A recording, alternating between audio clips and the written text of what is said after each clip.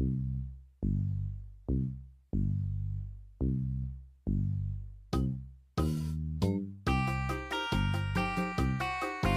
are tuned to the Paracasual Podcast. Welcome.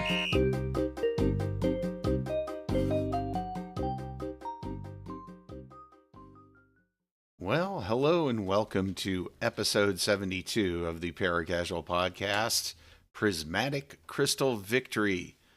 And I am here with Greenstego, RomanceGirl, and Salliebug 2 in no particular order. How is everybody today? I'm good. Great. From what I heard really before, well. it sounded like somebody was a little about a quart low on caffeine. Is this true? Yeah, I'm a little sleepy today, Well, but we'll power through. you know what a certain space grandma would say. I could use some coffee. For sure. Yes, that's the forever mood. Now, I've got a squeaky chair almost syndrome. always. Hold on. I'm trying to What do make you it have, squeak Sooltime? now, and I can't. I had a squeaky chair syndrome going on. I can't make it squeak anymore. I did put some WD-40 in it. It must have worked. Yeah, it worked Seems to have worked. It's still making a little noise every now and again, but that's all right. Let's move on. It is Destiny time. It's Destiny 2 time. It's Prismatic Crystal Victory. Shout out to DeathKnight time. It's Sony Bungie drama time. But it's also other video games and media time as well here on a Sunday morning, afternoon, depending on where you are in the world. Could be evening, I suppose, too. God, it's still making creaky noises. But anyway, yeah, I might have to switch to a different chair for the if podcasting. it's any consolation, I can't hear it. Okay. I heard it a little. See. Yeah, Cassia heard it. So, you know what? I'm going to actually lower that a little bit. Oh, Blinky. Hello, Miss Nibs. Nibs? Special guest on the podcast, Nibs. Yeah. Yeah. Get the cat on mic. Well, She just yawned. I think she could use a cup of coffee. if we can get Ghost to hop on while he's playing some Forza, we could maybe get Bruce on the podcast. Bruce. All cats welcome on the Paracasual Podcast. Yes, I agree. Let's hear it for let's hear it for the cats in the house here. All right.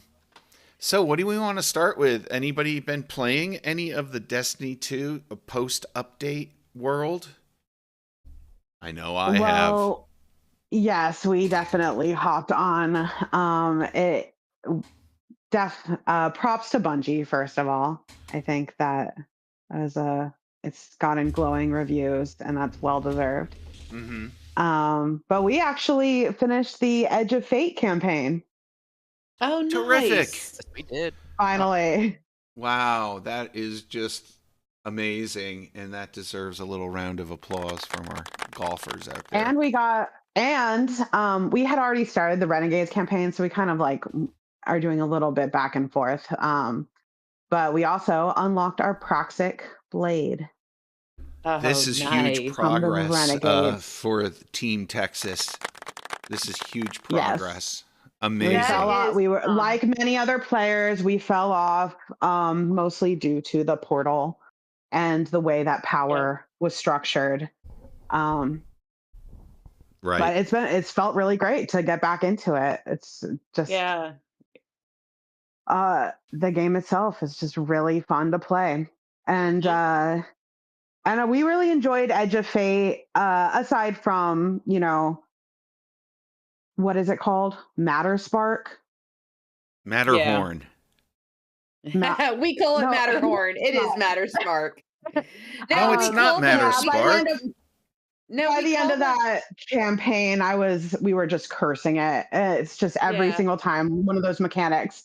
And thank God that we were doing the campaign together, because I was just able to have Greenstego do all of the Matterspark parts. Yeah, that's kind of 'Cause what I at did. one I just point I had was just done with it. I was just done. I really liked that last encounter.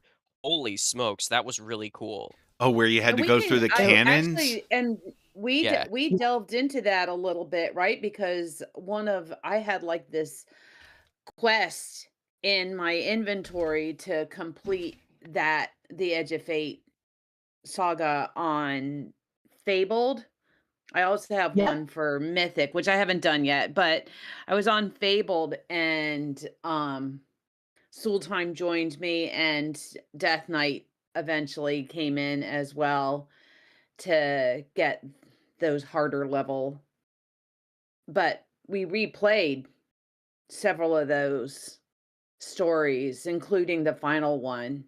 And I absolutely hated the part where you had to like do matter spark through the ship. Yeah, I could I got stuck never on the make ship that when we jump. did I it. just Yeah, fell and fell I and got fell. And I'm stuck like, on it for like yeah, 5 minutes in the middle of the encounter, and I thought that Daniel was mhm, gonna have to just do the rest of the encounter without me, and then I finally made it. But it was just really yeah, No, I made it everything through. about I started the Mouse. encounter. I was like, all right, I'm sure that it'll say joining allies any second. yeah.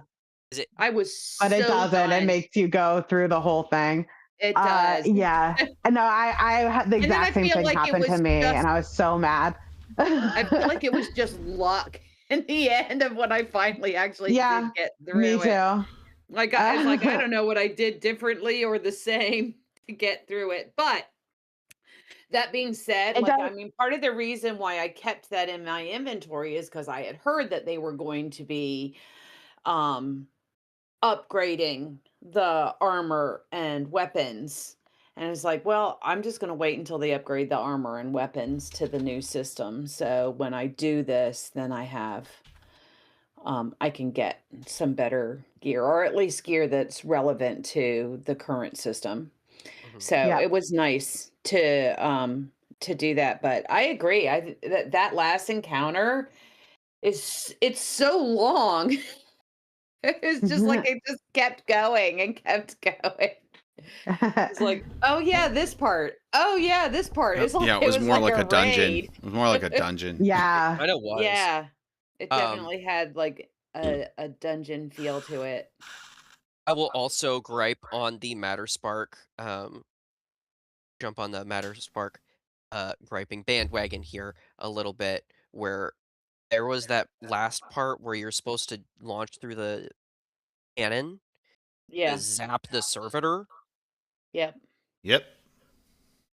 but the He second one where you had to like divert it down to the ground first, I did not understand that, and I had to have launched at that thing like 5 times before figuring it out. Yeah. I'm not I mean, sure I know what that's you're not talking that many about. times. Yeah, I don't know if ours were bugged or what, but every time he would try to launch at one of the servitor, it would just drop to the floor The servitor and would. You dodge had that him. Yeah. happen. You had that too, Sooltime. So Now I basically, don't know if this last time I had to go and bait the servitor to the floor so that he could Yeah, so it would stop dodging yeah, him. But yeah, RomanceGirl had to he did shoot run at into it, a little. and then it would go down to the ground, and then we would Okay, are we talking about where you had two servitors up in the air with the Yes. captain, Yep. with the Yeah. Archon at the end? Yeah, so you'd have to go around and Oh, collect your charge so that you could do your Matter Spark burst, your super. You pull ultimate. your super Yeah, your on them to super. break their Yeah. shields. Yeah. And one of them was fine, but the one on the right, when I launched at It it, just kept dodging it him. just kept dodging, and it would teleport to the Oh, ground, I and then I remember would that land on the happening, and ground. it was so frustrating. Yeah. Yeah, Well, there's an That easy was solution to happening. all of this. I'll tell you what it is. Pull in DeathKnight and have him do it. Yep, get Pelham. Get Yes, DeathKnight to yeah. do it with you. He does it. He knows exactly what he's doing. He knows all the tricks. And well, this is a He's just segue. able to like go ahead. Yeah, this is a segue into what I wanted to talk about. The shout out to him for helping Salliebug and me with getting the prismatic crystal, which was a pain. It took us 3 days to do, Salliebug. Oh, we were so Wow. determined. We were gonna determined. get this done. And So- here poor DeathKnight's dealing with, half skilled players, like definitely skill challenged players doing, because in order to, well, first of all, what are the requirements for that? High-end content, right? Like The Prismatic Crystal the the Prismatic Crystal is the one that changes color for the Praxic blade, and in order to get that, you have, and it was added for Monument of Triumph. you have to do, yes, you have to do the Equilibrium dungeon, which I don't think you guys have done yet, right? No, we tried it and bounced off of it because it was too hard. It is hard. It is hard. Highly recommend pulling in Pelham. Yeah. He loves do all the hard parts for you. He'll take you through it in a minute. Yeah. And he'll direct you like what to do. Okay, take down Well, that now. Take down that now. He's shy about that, but we finally got him to tell us what to do. He is a great Sherpa. But he is a great teacher, and he knows what he's doing. But on normal, so. actually, I think on normal, either Sooltime or I could probably join in and help you guys. So just... Yeah, well, it's been a while since we've tried to, so... So the requirement for the Prismatic Crystal is to do all 3 of those encounters with at least 3 feats. Now, the feats are the sort of modifiers that make it treacherously... It basically I didn't realize it until afterwards, but it basically does a delta of -40, which is basically like contest mode. It was right. It was their way of. It was their way, like, because it was like basically you could do the dungeon on normal, or you could do the dungeon with these feats. Like they didn't have like a master, an expert level, or a master or grandmaster. That was their way. They added that in, is you could just add in those feats, and every time you added a feat, it makes it more difficult. But this particular, the prismatic crystal blade, is you had to do all 3 encounters with 3 feats active. Now I can tell you what those 6 feats are, because we went through them over and over again to figure out which trying to change them. Yeah. So there's the revive token limitation, where each person only has 1 revive. So if you've used up, is this like revive, the portal modifiers? The feats? Kind of. Yeah, kind of. Yeah, kind of. And so 1 was a revive, like where everyone only had 1 revive.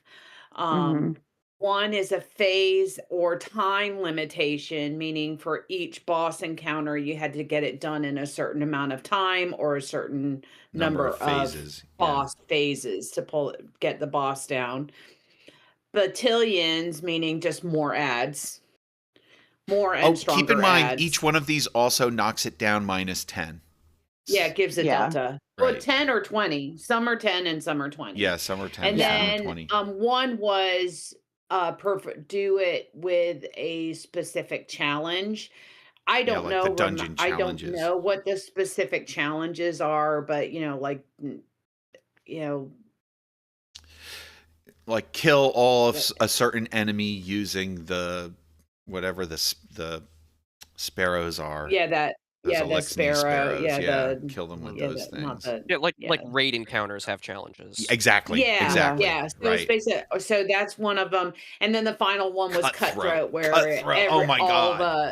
all the enemies are just like harder to kill. They put out more damage, and they're harder. It turns it into contest mode. So, we actually got through the first 2 using, we decided to do Batillion and Cutthroat, even though those are really hard, because there was no way we were getting the challenge done. And then for the first 2, we just didn't think we would be able to do it within the time limitations or the phase limitations. So we just had the revive token one on. And we did eventually do it. It took a few tries, but we got through the first one, the first encounter. And then we did the second encounter, and that took, I think that we failed a lot and then came back. Oh, I think that's when Pelham put on the cheese arc. If I remember right, is how we finally got artifact. Through. Yeah, the artifact cheese. Artifact cheese. Right. There's the Yep. You go into competitive, and you just load them. Thunderous retort. Thunderous is retort. That what it is? Yeah. Yep, and you can just put like multiple, like all. You fill all I the was slots thinking, with it. that might be our way that we take down the witness. Yes. I think so. Yes. Oh, there we go. We need to just go in now. See, now I want to raid. Now I want to raid. We've got to do that before they fix it. Absolutely. So, DeathKnight finally put that on, but Sooltime and I, being stubborn as we are, kept our own loadouts, partly because I just like being the Invis Hunter, right? Like, I just like, that's it's almost like a safety blanket. Well, you can do it on any artifact, though. Oh, I thought it was just the Thunderous. No, you can stack any artifact doing it that way. Interesting. I So, guess like, you maybe can do it they on just Strand as well. I thought it was only that one. Oh my goodness. No, that it's even crazy. opens it up even more. Okay, so that being said, You got to look into that. Yeah. Yeah, got to look into that. So when Pelham finally put on that, we got through the second boss again using just the revive token one, because we just didn't think we'd get the boss down in the phase limitations. And then we got to that final boss, and oh my God, it was just, there were too many factors that can kill you. In too many random factors, not, especially considering we had Battalion and Cutthroat on. It was just like, between getting booped off the edge, or when you're getting transferred from one realm to the other realm, falling off the edge, or there were just too many factors. So we said we're going to have to take off the Wait, do you have to start from the beginning if you take that off? No, it kept okay, good. But, just like, I think for the week, right? So we, and he kept saying, you know what? We can always just pull someone else in and we can take you in one at a time. But we got kind of stubborn there where we're saying, we want to do this on our own, even if we're ending up using cheese. We want to feel like we want to do this on our own, but with a cheese and with you, DeathKnight. Yeah, with one carry, just not a double carry.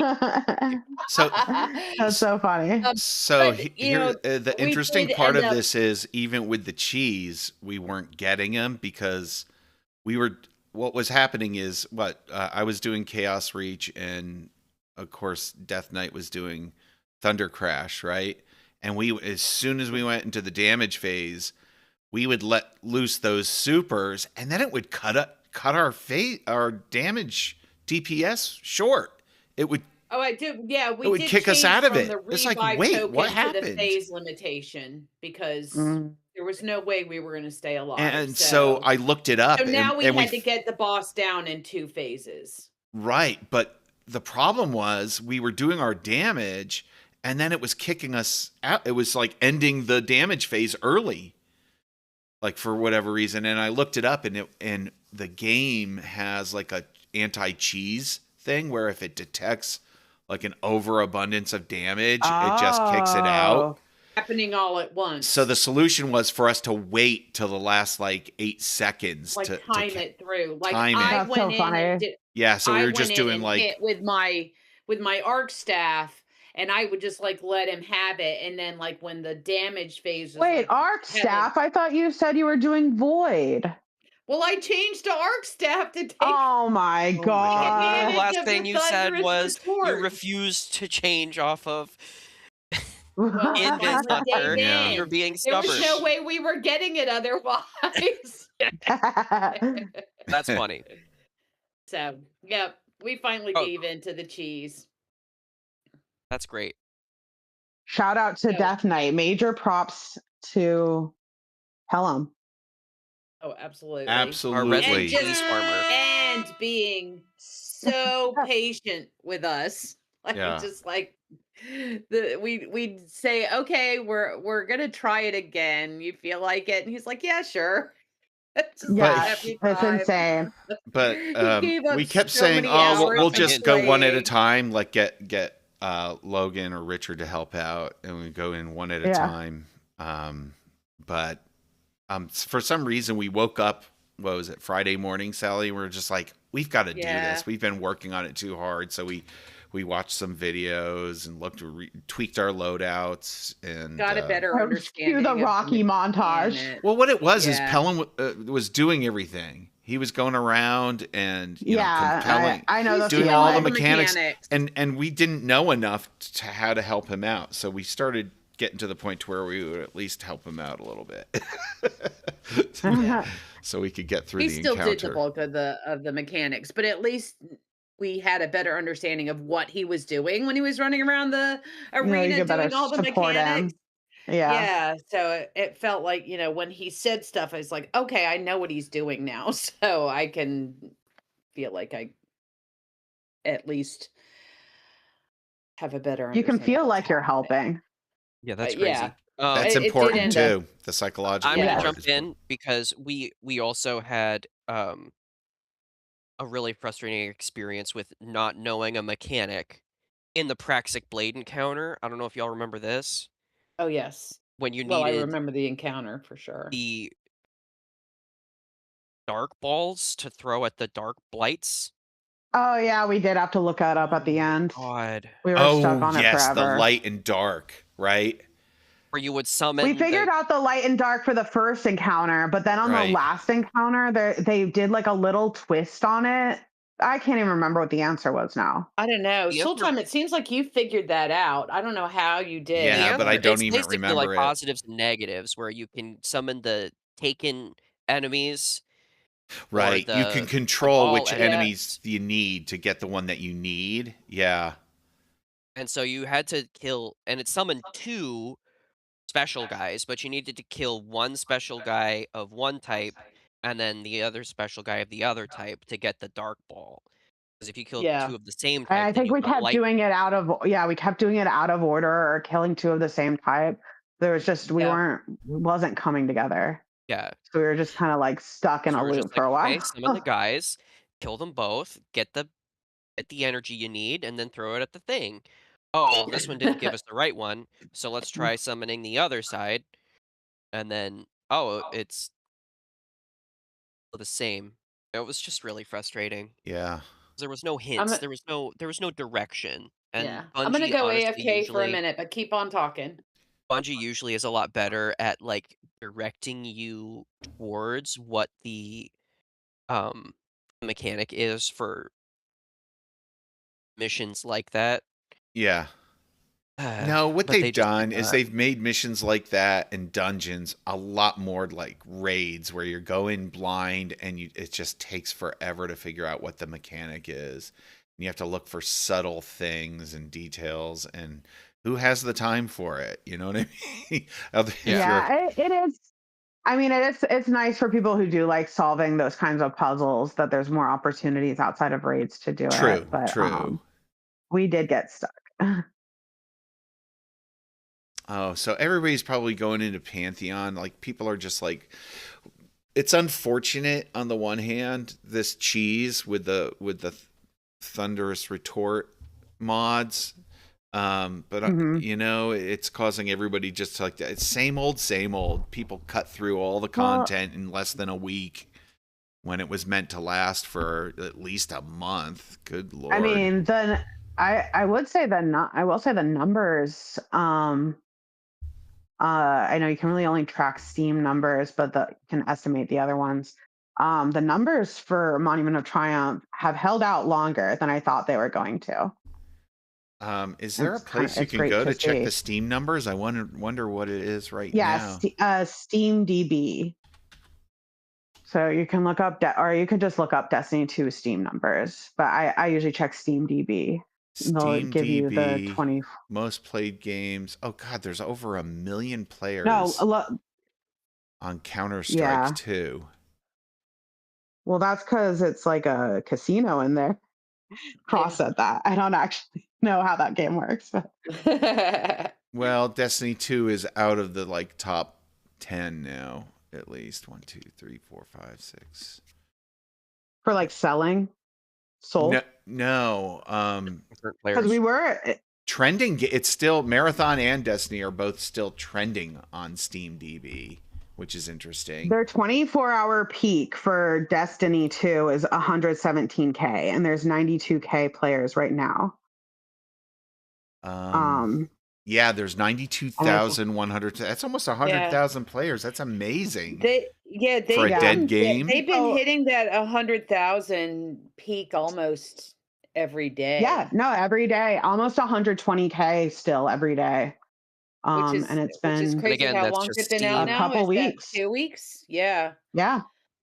Yeah. So I mean, I was expecting the turnout. We got, I think, up to 160K on Steam for the launch of Monument of Triumph, but I was expecting a bigger fall off for players who just wanted to come in, celebrate for one day, and then, you know, kind of go back to their other. Yeah, gaming it is routines. tapering off a little bit, but I will say Not as much as I thought, though. Right. 120K per day on Steam is actually pretty June crazy 9th, to abandon. I will say. I'll just say it's crazy to let that player base go. Yeah. So leading up, I mean, before it was like doing poorly back in May, like 18,000, 21,000. And then it started doing, like, I guess when the news broke, it started creeping up to like in the 30,000 range. And then June 9th comes and it hops up to 167,000. But we've been holding it about 130,000. I mean, it's a little lower in the past couple days. 120. Yeah. I'm just like looking at it. And so that's like, they gained 100,000 players concurrent on Steam. Yeah. And if you consider Steam is 20%, they say. And the other 80% is PlayStation, Xbox. No, that I've heard that's an outdated figure. I think it's closer to like I mean, even if it's 50-50, it's I would say it's closer to 50-50, but it's probably more like 40 or 30%. Yeah, 30, I was thinking. And just but it's the opposite with Marathon. Not that we're in competition. Yes, but Marathon is a mostly PC game. Marathon's all-time peak is 88,000. Yes, and there's been a lot of talks about comparing the two. I think that Marathon, when it was, the plan was hatched, I think it was supposed to be a smaller project. I think that when its game director got fired midway through and it's had a lot of trouble in development, and then because of a lot of game developments is just how much time it takes to make the game, and since it took so much time to make the game, I think its budget is bigger than its population will ever live up to. Would have ever, taken. Yeah. It was ever supposed to live up to, because they had to have known it's a niche game. And I think they did. Like, they were going for the Tarkov audience, they said. Right. It should have just been this kind of small side project. Where I think still focused on, still kept their bread and butter as Destiny 2, but had like that small offshoot. This was one of the things that I was talking about with Gideon yesterday, Sooltime, in that it should have, Marathon would have had more success had they just focused on like just having it be this small side project rather than because I felt like they put too much pressure on the devs to make it this big thing. And so then it was never going to live up to the hype. I think actually midway through they changed, because I don't think you hire the former Valorant game director if you don't want it to be the next Valorant, for example. Right. That just seems like a clear thing. Like, you're paying more money to get the former game director to Valorant, which had proven success at the time. Yeah. But it was always, and so I think that it probably hatched as like a niche extraction shooter, and then some business person was like, no, we got to make more money off of this. How do we make it a bigger game? And it's just, it's not going to be. Yeah. Death Knoll right there. Going to. Yeah. Yeah. And that's speculation. Sorry. I mean, just to clarify, I don't know anything. I'm speculating. Right. And the other thing that I was having a conversation with another clan member, was who will go unmentioned. Well, I just mentioned him, Gideon. So Yeah. at any rate, I was talking with the other thing that he had mentioned was that um one of the problems that Destiny or Bungie has had, not Destiny, is taking a look at what their kind of like core fan population is. Like these are like the people, right? Like within the demographic, which is basically yours, Romance Girl and Stego. This group that like found what's the word I'm looking for? Um became fans of Bungie through Halo. Uh-huh. And but when you were teenagers and had more time to play and invest in video games, but that Hmm. same so now 20 years later, where you are in your lifetime, where in your life right now, the way you play video games is going to be highly different than it was when you were a teenager. And so instead of kind of like growing with their like who this demographic is and say, "Hey, how can we create or evolve our games to to meet the needs of I think this that Destiny group?" was I have to disagree. I think Destiny was really successful with growing their population. It No, always felt like I Destiny I was think like that I think that was for what adults. Yeah. I know, but what I that was, like, in terms of marathon, like, getting involved in a Oh, game like Marathon I think was they don't not. want that's the problem. I think they wanted to alienate their current I think they didn't want the same.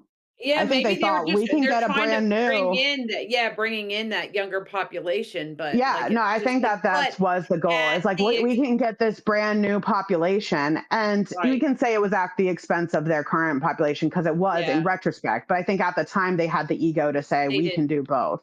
yeah, we can pull them in. Yeah, yeah, so That'd but, be. I don't. I even think that yeah, if they wanted Destiny players, they failed terribly. But I don't think they wanted Destiny or Halo players. right, I think they they were were trying trying to to pull bring the in a message. new generation of Bungie players, Yeah, Mhm. but through like this niche which is genre a that bad idea I in my mean, yeah, opinion. it's a Yeah, bad idea. Yeah, I'm not right? saying it's a good idea. I'm just saying I think that was the idea. Right. I think it was a Or I mean, terrible I'm it idea. saying would it have was a it would bad have been idea.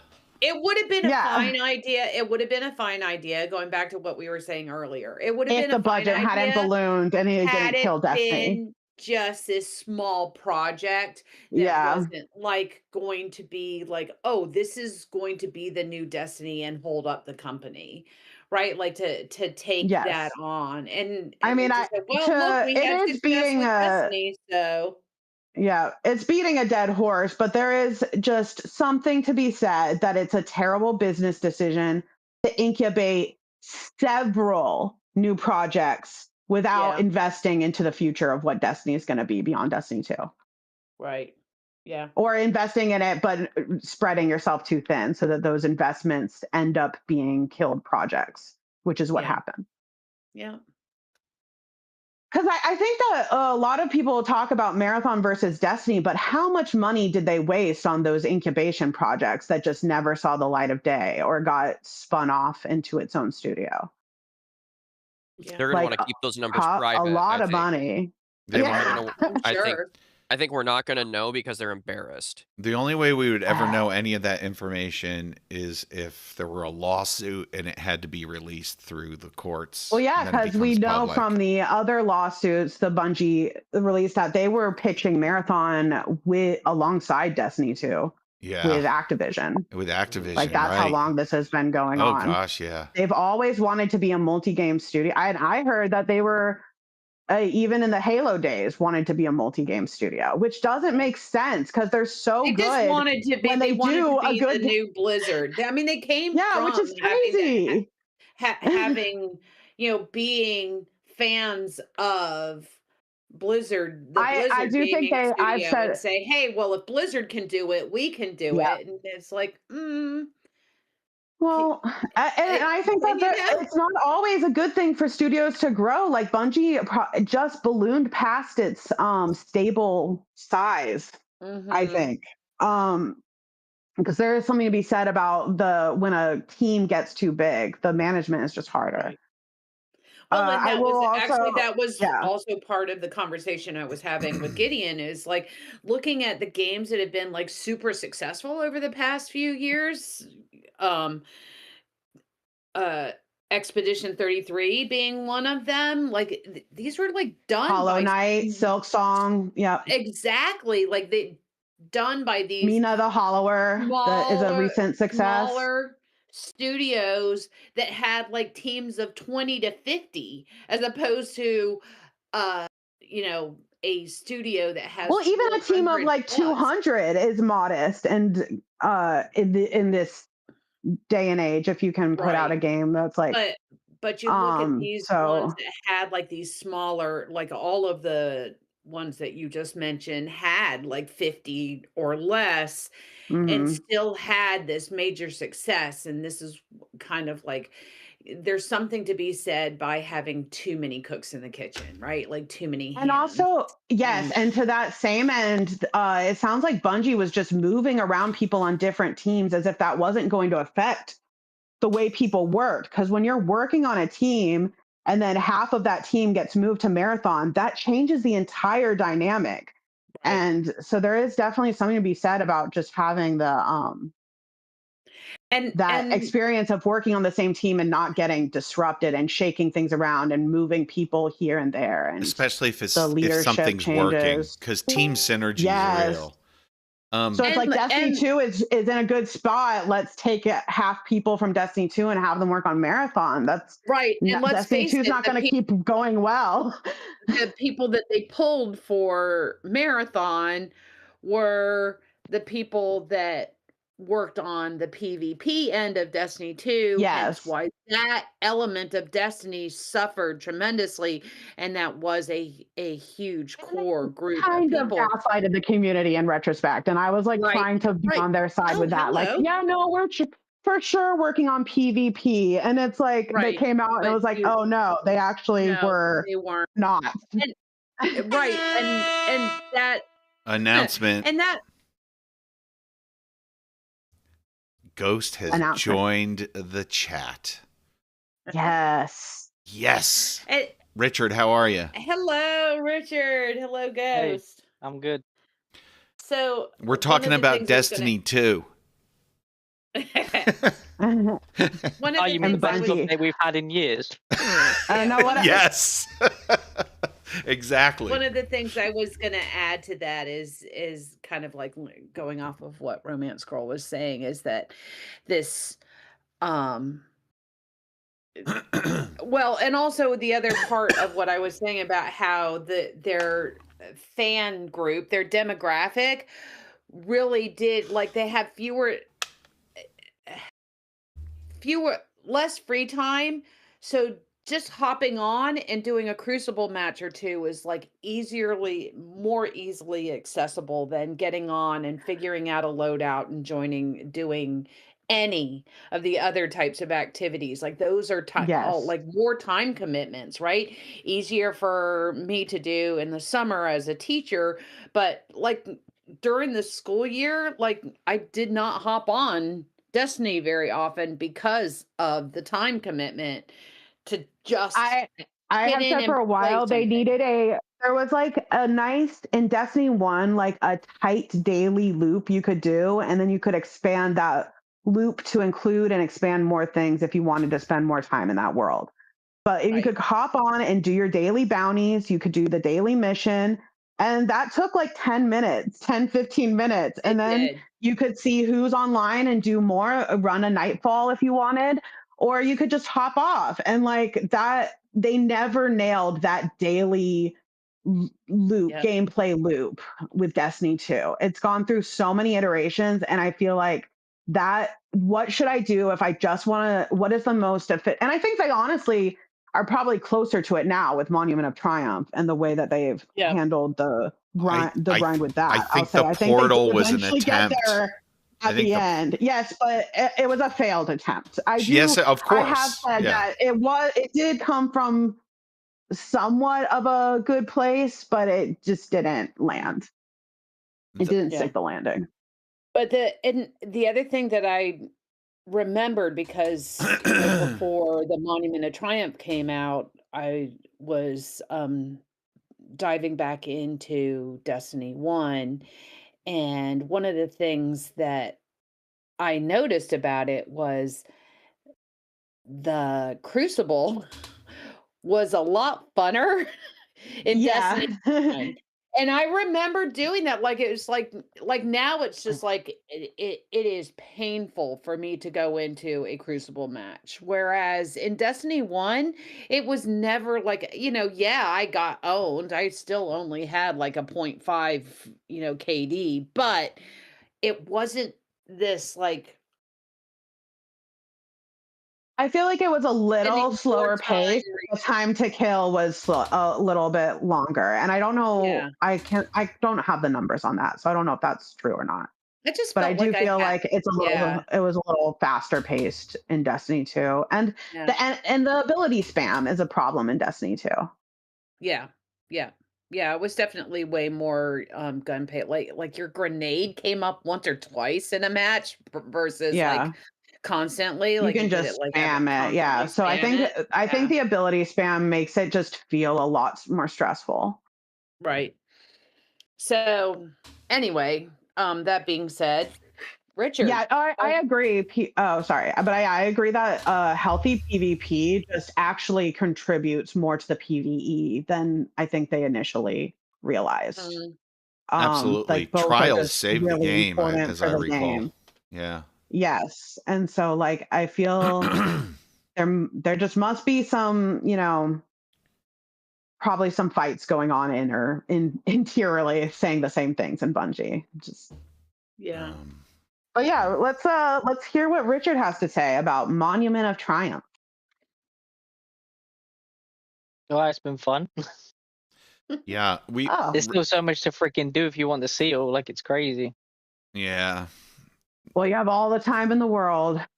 Yeah. Well, Pelham probably told you already that we got the prismatic crystal with his help. Yeah, I was waiting on a message in case I needed to jump in and help. Yeah. You're on call like a surgeon. But Sally and I, because we went on with the 3 feats, but we didn't really have an intention to get the prismatic crystal. We were trying to do one of the Monument of Triumphs where you have to kill them with the shadow ability. Oh gosh, I don't even. Now we've got more to do, Salliebug. Now we have to do it. It's the final room though, so you have to kill him with a shadow ability in the final room. Well, we're all ready for it. We've been abusing some of the bosses due to the glitches. Yeah, well, that's how we got. Eventually, that's how we got through it. Yeah. No, not the pushing off the raid bosses. You get a crossbow. Other cheese. Yeah. The crossbow with the bubble. We pushed the Scourge boss off the map. Like we pushed him a few times, but because it has this like elastic band effect where he likes to just spawn back or just come back when you fling him. So we flung him. When we finally flung him. Yeah. I got a holofoil shotgun and the Anarchy Catalyst in one go. I was like, yes. Nice. Nice. Although Anarchy Catalyst has been found in Crucible and the what do you call these ones? Orders. Yeah, the orders. The either the legendary or the exotic orders, I think, have a chance to drop catalysts. The exotic orders. The exotic orders. Yeah. I had a bad one with the exotic orders first time because I got the chaperone one, and then last word, I was like, I don't need them because I don't do PvP.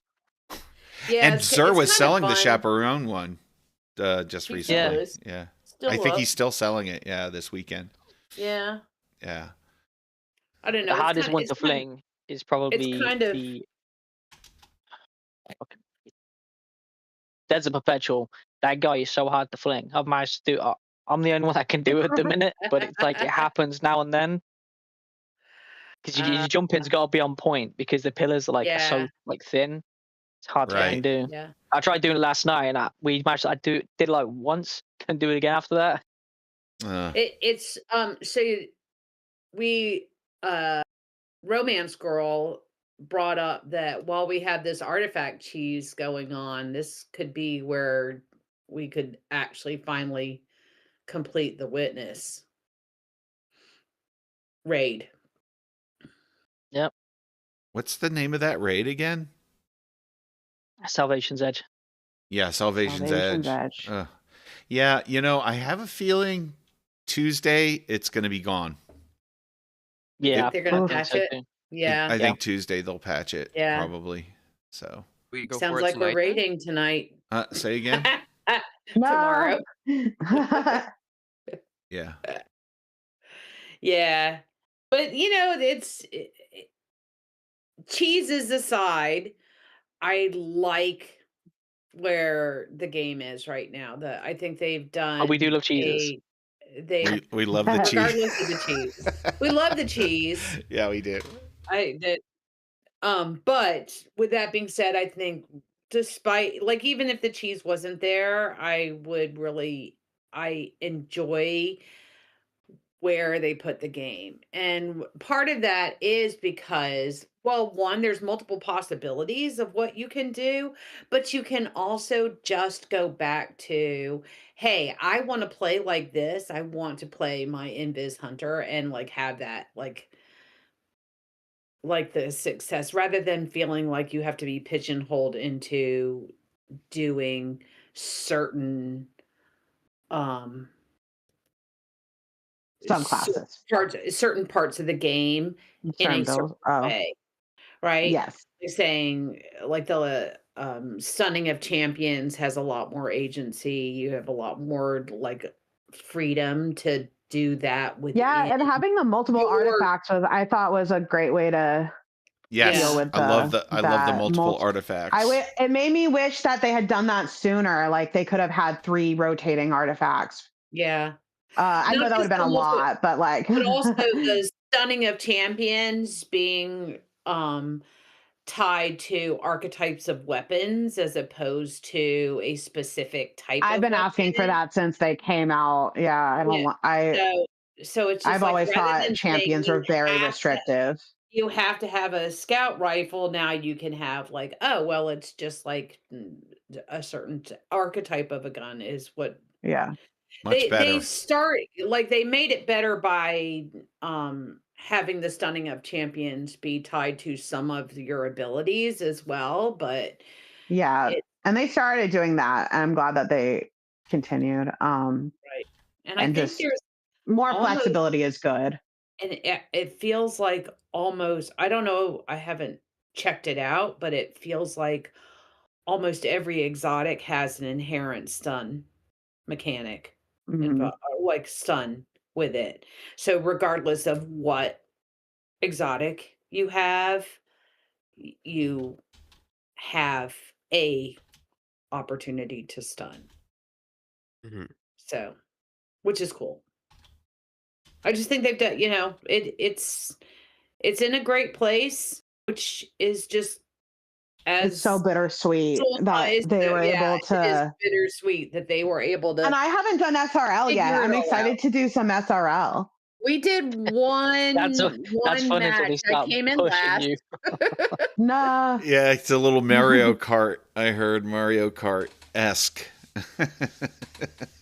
Yeah, but it doesn't matter what place you come, because I was getting lucky with a few races back on my first. It's all about doing the stunts in the air to get that speed boost. Yes. Yeah. Yep, that's what Pelham was and then making sure you get all of them.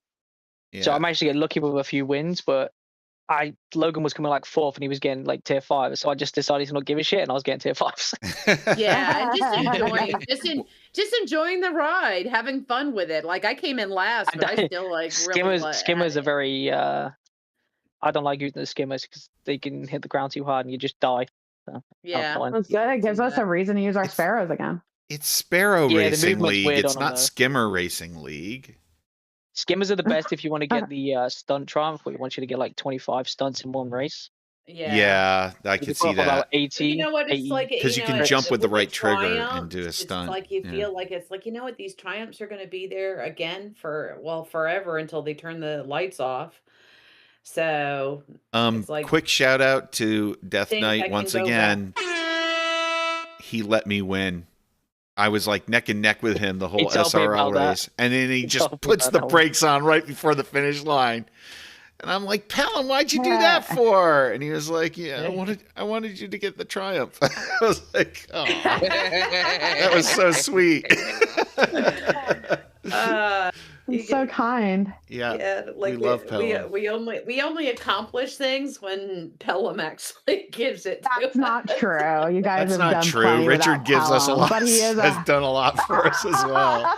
Between Richard and Pelham, like they No, make up for all our yeah, lack of skill. Let's just shout out to Ghost and Death Knight for being the glue that holds this clan together. Yeah, absolutely. And then Yeah, some. no kidding. Yeah, they're the true guardian warriors for sure. Oh man. So outside So of do you think Destiny- that Sony will give Destiny to another company or developer? Gosh, I hope so. I hope Yeah, so. me too. I think that's. Aw. I really do. You think Bungie can't do it? I don't think they can. Well, I don't think in their They're not in current any. I mean, they're not in any position to do anything right now. I think Yeah, Bungie actually, unfortunately. I know. That's if they don't get dissolved with the player count. That's with what I'm Marathon. thinking. Yeah, I hope that doesn't happen. I do think the layoffs are going to be brutal.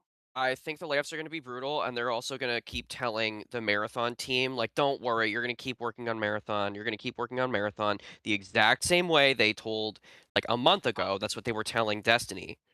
Yeah. Like, don't worry, you're going to until keep they're working not. on. Yeah. You're going to keep working on Destiny. Destiny's not going anywhere. I feel like they'll support Marathon for at least another year. They'll give it a solid shot. Look, but there was Concord, there was High Guard, and now it's going to be Marathons next. no, I don't think there is. I mean, again, I guess it depends. If you think 20K users, Well, things is usually good. come in threes. That's why I'm thinking that. I feel like it could have Oh. been different had they given Destiny the ending beforehand instead of like, oh, straight up announcing it's ending. Like at the end of it after Final Shape, I feel like that would have been good with the player base, and Marathon won't be in the shit in. Yes, Yeah, and I think Marathon is I do not think Marathon is failing because of mad Destiny players. I don't think that's the reason why it's failing. I think it's because it's a difficult game to play. Yeah. I think it's just it's barrier to access. It's niche. Yeah, It's just niche. It's a niche game with and It's hard to- extraction shooters. Like, what extraction shooter? If you go to that Steam, whatever you go Steam database, it's like you're what? Well, I mean, Arc Raiders was doing really well, but Arc Raiders isn't doing that well anymore. I don't even know if anyone plays. It's so Escape hard to from talk Tarkov about anymore. this because none of us Helldivers? play extraction shooters, and it's hard to talk about a Yes, game when you but don't play it. You know. But the reason we don't play it is because it's a niche genre and that not many people play it. Like, Has it's anybody here just- tried it? Richard, have you tried Marathon? Like when it was free? I don't play extraction shooters. I don't agree with putting effort into a game just to lose it to sweaty players. I think you're not alone. I mean, I think we all feel that way. I was Yeah. just curious. Yeah. If you had Logan played it. but he He said did? they haven't done anything with the game in a while. So Oh, he said it started interesting. off strong, it was good, and then they just stopped doing anything for it. Arc Raiders is terrible. 43 on the database. Yeah. Helldivers Tarkov is has 53. 25K daily players. So, amongst extraction shooters, they're not that far off if that is their goal to be, have a wanna player be base in of that between group, 20 yeah. and 30. I think that's achievable. But I It just don't feels like think they're putting a lot of money into such a niche genre, which again probably would have been more successful if it was made by a team of 50. Marathon's 24-hour peak is like 11,000. So they're in like that Yeah. 8 to 10, maybe 15. So I don't know if it's good enough that it will. It doesn't seem. I hold think from an in and outsider's come back perspective, up. we don't see how that's sustainable, especially with the Yeah. current staffing that they seem to have. Yeah. So I Yeah. am dubious. I'm like Daniel. I'm dubious if these layoffs just come for Destiny devs. It might at first, but I'm dubious. am scared for Bungie I as a studio. I just don't know what the breakdown of the that's kinda costs where I are. am. I don't know what the breakdown of the costs. Well, Like, I feel like the reason why I don't think they'll shut down Bungie is because $3.6 billion that's what I was is thinking. a big embarrassment. Like that's a huge Yeah. embarrassment. They need to do something with that company. They need to at least use the Bungie name to start. I don't know. They need to do something. Right. Which again, the easiest answer is Destiny. You're And right. yes, a Destiny 3 is expensive. Right. But it seems like it's been said, and I will say it, I will repeat it. It seems like Marathon is the bigger risk right now. Well, absolutely. Cassia, let me ask you this. Final Shape, they end Destiny 2, and they reboot it. They keep it. They keep the same game, the same engine and everything, but they rebrand it and reboot it as Destiny Infinite. And it comes out after Final Shape, like 3 months after Final Shape, we get what we have now, this release, like with all the updates and everything. And then all they have to do is every 4 or 5 months, like keep the seasonal, the holiday events, keep doing Festival of the Lost and the Dawning and things like that, and maybe Call to Arms and those little things to keep people engaged. And then every 6 months come out with a DLC. Give them time. I mean, that was I think that was the initial plan with Edge of Fate, and they just did not. It's not how they pitched it. It's not how it was launched. Yeah, they didn't give enough time off. I think Destiny should have gone on hiatus for a little. For one. I think it should have, and I think it's never gone on a full hiatus. It's just been delayed. People point the finger at the portal being the death knell for the game for Edge of Fate, but I think it was the fact that they basically soft sunset 80%, 85% of the rest of the game. Well, that was part of the portal decision. But that was the portal design, yeah. Well, it wasn't just the portal design. It was the decision to give tiered armor and tiered weapons only to the new content and not to Pale Heart, not to the Moon, not to Nessus. But that's what people hated about the portal. So I think that's right. So I think that's all encompassing, all in one. Okay, all right. It's fair all enough. Yeah, I agree though. I agree with you. I think that focusing on the new stuff it is a strategy, but I think that what everyone has shown with this is that, and we've been begging, please just give us a reason to play Gambit and Strikes, reinvest to the core gameplay and Crucible. Please just do that. And I think that they just did the bare minimum, honestly, with this update as far as those modes go. And that's gone really well. So I imagine if they did more than that throughout Destiny's lifetime, just ignoring these core systems, because my guess is higher ups are saying, that stuff's already in the game. We're not going to make money by updating stuff that's already in the game. The only way we make money is by making new stuff and giving them a reason to buy a season pass, which I think is such a short-sighted way to operate a live service game. Well, let me ask you and we've seen it was short-sighted because it didn't last forever. It didn't. Let me ask you this. I agree with anyways. Sooltime's idea, though, to have a Destiny Infinite, and I know that got pitched, I think that it would have been more successful than the way that they pitched the Fate Saga. Yeah. Mm-hmm. Let me ask you this. If Destiny 2 had, instead of doing the season pass, gone to a subscription model, do you think it would have had more financial success? I think that if they needed more money, if they were losing money with the seasonal model, they needed to change the seasonal model, and I don't think they changed it quick enough. But there's a couple ways you could do it. You could do the subscription like WoW does, but I think that also there should have been options for me to say get like, I know gacha games give you like an option to pay $5 a month and you get like, for instance, some bright dust every time you sign in. Yeah. I probably would have bought something like that. Where it just gives you like like a little extra bright dust, maybe every so often it gives you a bright engram. And yes, you already have that on the battle pass, but those kinds of, you can get those in addition to. That's what microtransactions are. You can buy them a la carte. And so having another optional way to spend money in game, and I've said before, I think they should have had a tiered battle pass with more options for the battle pass. Yes. I think story should have been completely free so that you're getting these people invested. And I think that having more options for like a daily login bonus, I probably would have subscribed to. Yeah. Especially at the height of my Destiny as playing. much as I think story should have been like completely playing the free. game, I think, you know, Sooltime and I don't spend a lot of money at any, unless it's been gifted to us. We're at chintzy. Eververse.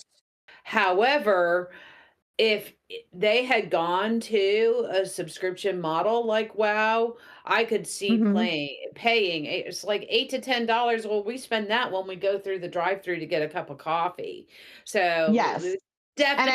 And if you got and say that you got like a $5 monthly subscription and it gave you like 200 bright dust every time you signed in, and then maybe like a one-time payout of like 3,000 silver to spend however you want. And like that I feel like is a more accessible than going in and buying silver right out for a lot of players. Right. So I think that for me, and I know this is all hindsight stuff, but for me, I know that I would have been way more likely to purchase a subscription, and because I purchased a subscription, probably would have been more likely to like get on and do like what you were saying, Cassia, just getting on every day, even if it was just to get my little bright dust bundle. The little daily login bonus. Get getting that engagement, which is what they're looking for. So, I mean, I think on the business side of things, like people say that Eververse was too pushed, and I'm gonna be in the minority and say that I don't think, not that it wasn't pushed enough, I just don't think they were creative enough with the monetization system to make it feel worthwhile. Right. They didn't have, and I think they lost a lot of money that way. Type of thing, but definitely, there's something to be said to that, almost like quote unquote gambling. The loot boxes. I think as long as you have you're clear about it. It is like, one of those great gaming moral gray areas. But if you're gonna have a game as a service, you got to do a subscription, or you have to do something that incentivizes players to pay for more than just the base game, which is what they were honestly relying too hard on. I think that is something that Bungie, and a lot of game studios, I don't think have been able to overcome, is that like the price of a base game is never going to cover the price of development these days. True. There's just not. There's no way. And if you look at the price of video games, like we look at like ads from like the 90s and 2000s, video games haven't gone up the same amount as the development costs and pay has gone up for developers. And if you go back further, go back to the late 70s, an Atari cartridge for like the Atari 2600 in the late 70s was astronomically expensive. I think back then it was like $80. And in today's money, that's more like $125, $150 a game. And that's not a ripoff either. It's a highly sophisticated piece of technology that a lot of people put a lot of money and effort into making, let alone the stuff that's inside, inside the cartridge. Would you agree? I think. Would you agree that they really need to be charging sort of like deluxe prices for the base game? Yes. honestly, the Pearl class being at like, oh my gosh, $70. I don't want to pay more for video games either, of course. But like I can understand reality. And like if you look at the cost of a movie ticket is like $25, but you're only getting 2 hours of entertainment. And then a video game, you're getting usually at least 60 for these bigger games. 40 to 60 hours minimum, not to mention these live service games are giving hundreds of hours, thousands of hours. It's not comparable. And then going back to just the cost of it, of what it takes to make it, it's just not reasonable to expect to make money off of video games selling them at the price they're at. Yeah. So I do think that's a major problem. But you're going to alienate, and I get why they do it, because they're going to alienate a lot of people if they start selling video games for $120. There's going to be a lot of people that can't afford it. But I think that maybe there's too many video games. Maybe people are buying too many video games if that's the case, and you just have to focus on saving up for the game that's going to, be of most interest to you. Yeah. Right. Yeah. Richard, would you pay £100 for a game? That's close enough to like collector's editions over here, so that's like £120 for a collector's No, we're edition. saying, but like, what if all games cost £100? Yeah. No. You would just quit video games. No, he'd play free-to-play games. I'd go for a cheaper source. Or a different game that's like it, kind of. Like, for instance, I get my games from CD Keys. They're like normally £10 to £20 cheaper than the actual games. So what's the average price you pay for a new game, not discounted? At CD Keys, though. For a new game. Like 60 or £70? 60. 60? Yeah, about 60. Yeah, but see, going from pounds to dollars. What is that in US dollars? It's like $90. What's the conversion right now? It's $80. It's 80. Yeah. So it's. I don't know. So yeah, I mean, it kind of depends. Like, a lot, right? Like if we said.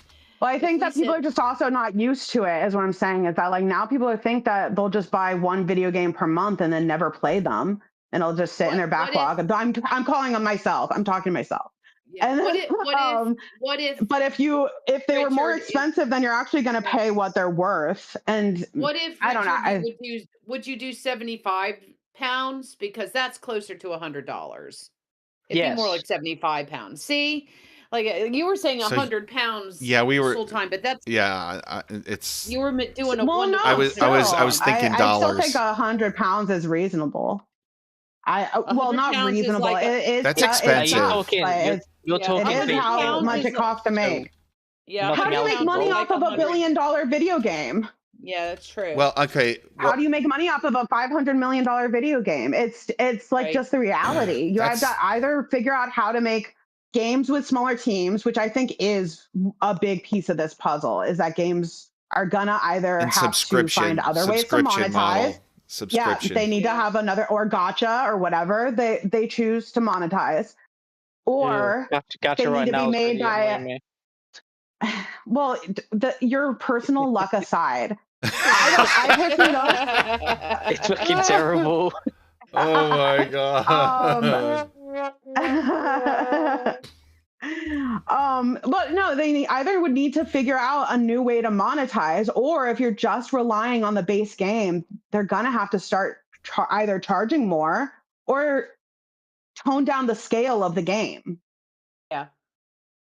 It also doesn't hurt to have like listen to the community on certain things. I'm not saying all things, but certain things.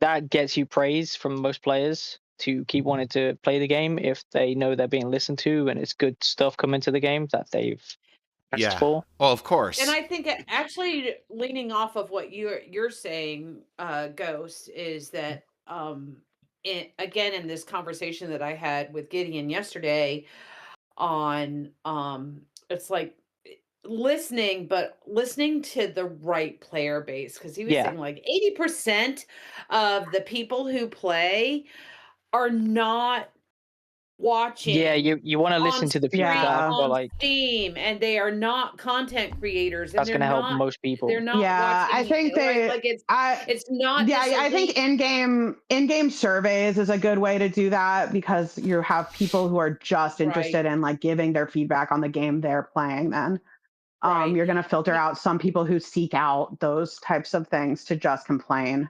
Because but they don't actually they were play. listening, but they were listening to within. I don't think they were just listening to the wrong players, but they were listening to all players, and they were listening. So there's a balance between listening and giving the players what they want, but also having a direction and telling the players like, this is what the game is, and like it or leave it. There needs to be some level of like it or leave it. There's gonna be some people who say, I don't like that change. And you have to say, but that's core to our decision making. So you're going to have to leave if you don't like that change. But that's going to happen. You can't please everybody. You just can't. Well, that's why I was saying about the not to listen to that elite group, like like that top tiered group, as the voice of the general population. Yes. I guess is the and like you said, like in-game surveys, maybe. I know they did that occasionally. They would send stuff out via email.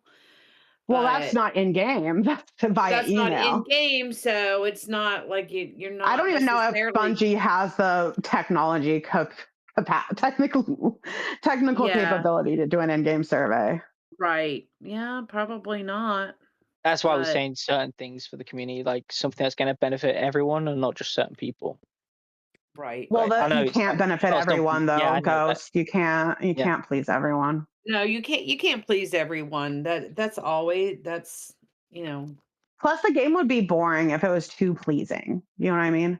Like, I think people keep coming back. Like, when you play Destiny 1, you're complaining about Destiny 1. And that's part of the game experience, because you're so invested in it immediately that you like feel like you are a part of it and you want to start editing it. Right. Yeah, true. The passion's there. It's what the market's going to bear. I mean, if you start charging $100 a pop for a game, you run the risk of your sales. Right. And I think that's why they haven't done it yet. Right. I do think they have to think of like, what's the balance of if we can get 1 million people to buy it for 70 versus 500,000 to buy it for 100. Like I'm sure they're doing the math on that, but. Yeah. What were you saying, Richard? I said, I know, listen, the community won't really work with these types of games. Like, it's completely different to, like, say, a single-player game that people want stuff on. So, yeah. Like Crimson Desert, you mean? No, but Ghost, I'm saying that even if you're listening, even a single-player game, if you're listening to the community on things that everybody wants, the thing is that you can say everybody, but there's not going to be a consensus. If you have a clear vision of what your game's going to be, if you're doing it right, you are going to upset some people. There's no video game out there that's going to please everybody. So it's good to listen into feedback and to fix popular bugs or want some popular quality of life. That's one of the main fixes. Most players on board is the bugs. I think so too. Of course. And I think most developers are aware of bugs. They don't need players to beg them to get rid of bugs. They need the money and support from higher ups to get rid of those bugs. Because I think developers always have like an ongoing list of bugs that they're trying to squash. But yeah, and yeah, that kind of attention, squashing bugs right away, does show a commitment that you're going to get players invested with. But yeah, you can't please everybody, and I think Destiny at one point was trying to please everybody, and to their own downfall. That's just my opinion. Yeah. I'm gonna go to Destiny. But yeah, I only mainly mean about the bug fixes and stuff like that, or anything's wrong. If that's fixed, then you make most of them happier, or just everyone happy. That's the only way to make anyone happy is the bug fixes, really. Okay. Yeah. I think that in a perfect world, all those bugs are getting fixed. Yeah, of course. Yeah. I think, and again, it's like it's a budget thing, how much are you going to prioritize bug fixes? And you have to balance, is it still good enough to send out even with those bugs? I mean, I guess we'll see on the price, because I know a lot of people saying about GTA 6 being near £100 or something. So we'll see on that price. How long has GTA 6 been in too damn long? The longer like it's Elder in Scrolls development, 6, yeah. So it's gonna. I'm still waiting. They need to recoup those costs somehow. But yeah, and I agree that not everyone can afford that. And myself included. Like I would be one of the people alienated from. That's why it's always video games going up. They don't go on early, but when they do those sales, like the summer sales and stuff like that, they're really good most of the time. Yeah, I like to wait if I can. If I'm not like super excited to play a game day one, I'll definitely wait for it to go on sale. Yeah. Hey, Ghost, are you in Destiny right now? Yeah, I'm in the EDZ doing some of this. Somebody in chat said they're having trouble logging in. Some distortion. I think that was a bot, Neil. Says servers are down. The distortion on Nessus is the better one, though. It's a bot. I mean, it's a bot. That's not a bot. It's a bot. Well, who was it? Who is it? Ace. It was Ace. Ace can't chat on a YouTube. Well, certainly not Richard's Ace. I like to make sounds, though. Oh, man. Should we wrap up this conversation? I think we should wrap this up. Starting to think it's lunchtime. Greenstego, are you still there? Yeah, he's been absorbing it all in. Neil, one thing they added, the Crimson Desert, which makes no sense, but everyone loves it. They got a freaking claw machine in the game. A what machine? A claw machine. Like an arcade claw machine. No way. They've got that on the game, but people love it. It makes no sense because it's like not that type of time period. But you know what? Yeah, it's just like that's the thing. That's so weird. I haven't played. I've been waiting to finish the story on that game because they've got DLC in development. But due to all the bug fixes, they've like patched quick as hell. A lot of people have been like, "Oh, we're 100% going to buy the DLC if it goes up for price." Yeah. Because I think they said it's going to be free or something. Crimson Desert, you're talking about? Yep. I got so many freaking cats. I need to name them. Is that the game that Pelham was talking to you about, Sooltime, or is that a different game? Pelham was talking about a lot of games. He's talking about First Descendant. I think that. That game is just First Descendant. Just got a collab with Evangelion, I think the name it is. I'd like to try picking up First Descendant again, but I'm too involved in getting catalysts and doing all sorts of stuff. I'm enjoying where Destiny is right now. I'm just gonna enjoy the ride for that. I actually need to get back on Expedition 33 and finich that story too. Yeah, so we have. It's been over a year, I think, for us. We still need to finish it. That's been I don't know when the last time I did it, but I was really enjoying it. So I'm on. Is it 3? Do they have like 3 acts? I'm on Act 2. I had just started Act 2, so I want to get back on that. Yes, definitely put it on easy mode if you haven't. Oh, I did. I had to do that. I was like, it's so hard for me on easy mode. So I'm like, okay, I'm glad I changed it. We still die. I was trying to take down one of those mimes, and I'm like, this is absolutely those mimes PMO. Yeah, and I was just like, this is absolutely impossible. And then I switched it to like, what do they call it? Story mode. I'm like, okay, now this is like, it's like doable. The first thing I do in a game. It's like, what's the difficulty setting? Yeah. Well, I do want to play Crimson Desert. Try that out. There's so many games. I think you'll enjoy it. They've got all the difficulty settings there now, so you could change it. So the standard setting, which it was originally, is normal. But they have an easy one.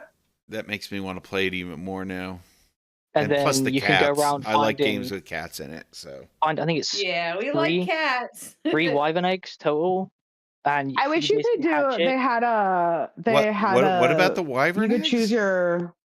I wish you could You take Oh. Wyvern as catch it, and then okay. it could be a pair first, but they've added an update now where you can raise it and it can become a full flying Wyvern, which has no cooldown like the other one. Mhm. It's not as powerful as the other one. Mhm. Kind of why the one has no cooldown. I wish they had a character creator. I don't like the main character.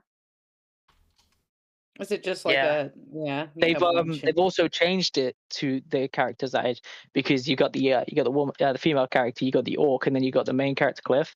Now they've all got the same abilities as the main character now, so they can do anything he can. Yeah, but you still have But to it's play just as the main character. Yeah, they have their own stories too, but yeah, the main character is the main character. Yeah. He still is the main character. Yeah. Yeah. No, it's a minor gripe. But you could probably do the story enough on him, and then once you unlock the woman, the female character, Damien, you can just do anything he can do now. Since they've updated that much, they can do anything he can now. Mm. I think they do have their own little update. stories and stuff, and you can just do bosses on them still. But obviously, the story campaign, I think, is mainly him. Which they do force you onto the other characters through the story, so. Force you? Yeah, it's like, say, for instance, Cliff will get injured or something after a boss fight, and then you'll be forced to play someone. Yeah. Just to give you a try them out, see if you like them. Yeah. But the cat collecting's got a hand. They've even made it so you can get freaking hedgehogs now. You know, the golden apple I'm surprised hedgehogs. it's a single player game because it sounds like it has so many like MMO elements. There is a co-op multiplayer being made. They haven't said when. Yeah, but that's not MMO. Yeah, true. But it must be like just, I don't know. Is it like Elder Scrolls kind of? Maybe I don't know anything. I've had more enjoyment on that than Skyrim. Yeah. Wow. That's so a it's like bold modern statement day there, my friend. Skyrim. That is a bold statement right there.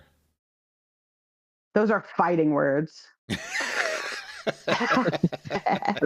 rumored DLC. No, you can enjoy whatever you want to enjoy. The rumored DLC, what? The rumored DLC for it's meant to be like pirate themed or something. Oh, I could see that because they already have that like pirate ship or whatever. Yeah.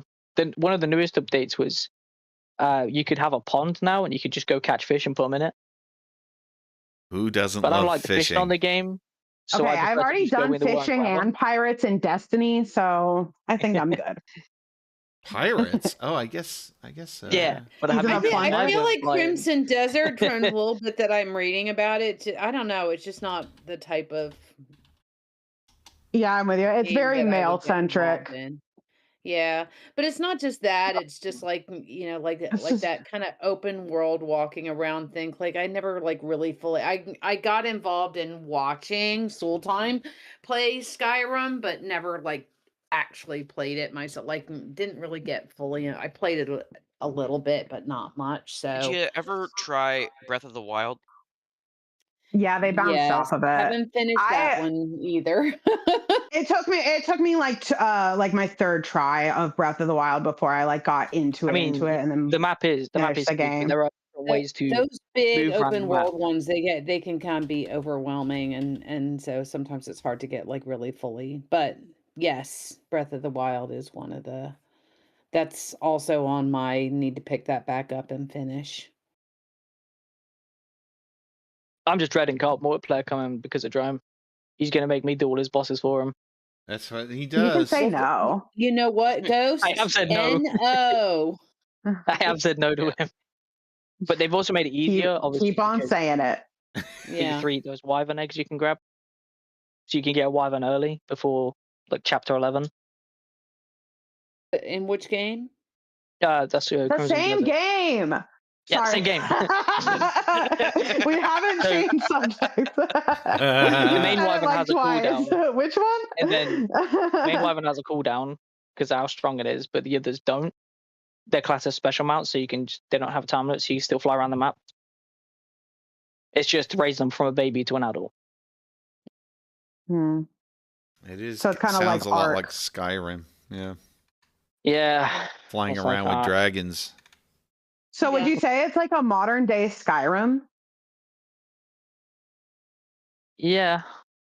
I guess. It's maybe what Elder Scrolls 6 could have been if it hurries the fuck up and comes out. Yeah, that's true.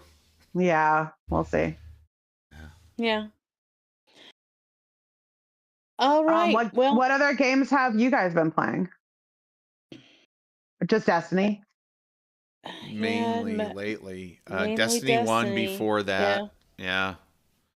Yeah. And I wasn't doing much gaming during the school year this year. It was just too Yeah, much it gets to do. busy. Yeah. It gets too busy. The end of the school year got really busy, and I was taking a course, so I had like a lot of schoolwork I was doing as well. So We're gonna And have to then- have a discussion about what game we'll like collectively move on to as a clan. It's too early. Don't I talk know. about It's too early. Yeah. I can't go there yet. But we do have to move Yeah. it. one day, Yeah. Yeah. and there isn't Yeah, any like it just clear depends on what game direct you are competitor. on about moving so to. Because I not mean, I every game is tried- for everyone. I tried Yeah, no. Warframe, but I couldn't quite get into that either. It's very Warframe's a complicated. grind fest. Like that's Yeah. too grindy. But yeah, It's a little too grindy. it's the same with I mean, it was like fun First and all, Ascendant as the but newest you were. I don't know. It kind of Just doesn't have depends the if you're same. okay have the with same that kind of thing feel. in First Ascendant. I think that's what it is because Wait, what did They you make say about money First Ascendant? It's too grindy? no, No, Warframe. is. Warframe. They've Warframe. made First Ascendant more accessible for newcomers. They can get like the ultimate characters like Okay. pretty easy just Okay. playing. Yeah. But it's like how they sexualize the female characters on the game is kind of what I'm trying to get at. Yeah, no, it's a divisive. That's what character makes design. them their sales. So that's what they do. It just kind of depends if you can just get past that and just play it. For First Descendant, you're saying? Yeah, It's like that? Yeah. yeah. They'll make the female skins kind of It's like really fan service. yeah. Yeah, okay. But if you like the character and you could just get past all that, you chill. Is it FPS or is it third person? Third person. Yeah. Yeah. No, when's the Destiny killer coming out? Destiny killed itself. Bungie themselves. Yeah, Yeah. marathon, right? Yeah. Pete Parsons was the Destiny killer. Okay. Yeah, all for his Yeah. fucking cars. It's Pretty company. much. Yeah, it's kind of a shame. Cars are cool, but you only need one. What's that? I said cars are cool, but you only need one. And with that, let's sign off. That sounds like a good idea. So thanks for tuning in. Thanks for joining us, Ghost, Greenstego, RomanceGirl. It's been great. And let's do this again shortly. And to everybody else, it's goodbye from us at the Paracasual Destiny podcast. Bye, everybody. Bye. Bye. See ya.